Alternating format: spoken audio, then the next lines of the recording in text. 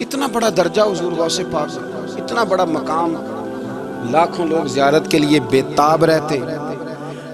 ہمارے ہاں نا خشکی بھی ہو، لوگ اپنے بچوں سے بھی پیار نہیں کر پاتے، کہتے میں تو پرسنالٹی ہوں۔ بھائی پرسنالٹی تو ہے، پر یہ تیری اولاد ہے، یہ تیرے اپنے ہیں، یہ تیرا گھر بار ہے۔ غوث پاک اتنے بڑے آدمی گھر سے باہر نکلے تو بچے کھیل رہے تھے گلی میں، بچے کھیل رہے تھے اخروٹ کے ساتھ، غوث پاک گزرے تو اس نے آواز دی، کہتے بابا جی بات سننا۔ تو بابا جی کہنے لگے پتر بتاؤ۔ غوث پاک مسجد کے امام کو نہیں آپ آواز دے سکتے، وہ کہے گا گستاخ ہیں سارے، میری طرح کے بندے اڑ جاتے۔ آواز دی، بابا جی سننا۔ غوث پاک پتر بتاؤ۔ کہنے لگا حضور میں نا یہ 1 دینار گھر سے لے کے آیا تھا مٹھائی کھانے کے لیے، اب میری یہ باری، اگر میں بازار چلا گیا نا تو میری باری نکل جائے گی، ذرا دوڑ کے جا کے مجھے مٹھائی نہیں لا دیتے؟ غوث پاک رضی اللہ تعالیٰ عنہ نے پیسے پکڑے، پھر میں پتر تو باری لے، میں لے کے آیا مٹھائی ابھی۔ غوث اعظم رضی اللہ تعالیٰ عنہ جانے لگے تو خادم کہنے لگے چھوڑے میں چپ کر، اس نے تجھے کہا کہ مجھے کہا ہے؟ غوث پاک رضی اللہ تعالیٰ عنہ بازار چلے گئے، جب بس دکان پہ پہنچے تو وہاں بھی رش ہو گیا۔ حضور آپ کدھر؟ فرمایا میرے دوست نے مٹھائی لینے بھیجا، 100 روپے اور 2 مٹھائی۔ وہ مٹھائی لا کے دی غوث پاک نے اس بندے کو، تو ایک اور بچہ بولا، کہنے لگا حضور پھر مینوں بھی لے آ دیا جی۔ غوث پاک دوڑ کے گئے، اس کے بھی مٹھائی لائے، وہ 3-4 بچوں کی مٹھائی غوث اعظم جاتے آتے وہاں شور ہو گیا، یہ کیا ہو رہا ہے؟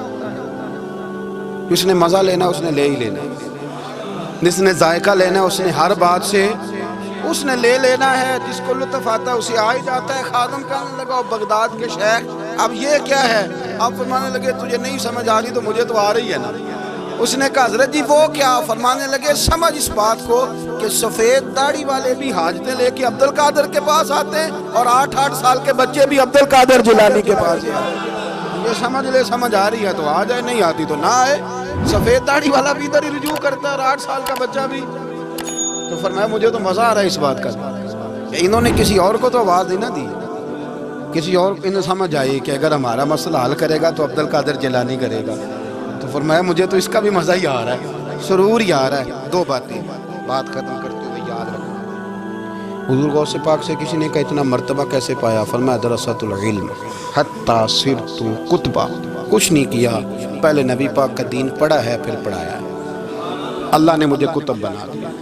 اور لوگوں نے کہا حضرت صاحب یہ روحانیت یہ اندر کی یہ کیسے ملتی ہے؟ فرمایا 2 کام کرنا، اپنا اخلاق نہ کبھی بگڑنے دینا، اپنا اخلاق، سامنے والا کیا ہے وہ جانے، اس کا کام جانے، تم کیا ہو، تم نے اپنا اخلاق کبھی بگڑنے۔ اور دوسرا حضور غوث پاک رضی اللہ تعالیٰ عنہ فرمانے لگے اللہ سب سے زیادہ راضی اس وقت ہوتا ہے جب کوئی کسی بھوکے کو روٹی کھلاتا ہے۔ فرمایا میں نے ساری زندگی روٹی کھلائی ہے اور اللہ کو راضی کیا ہے۔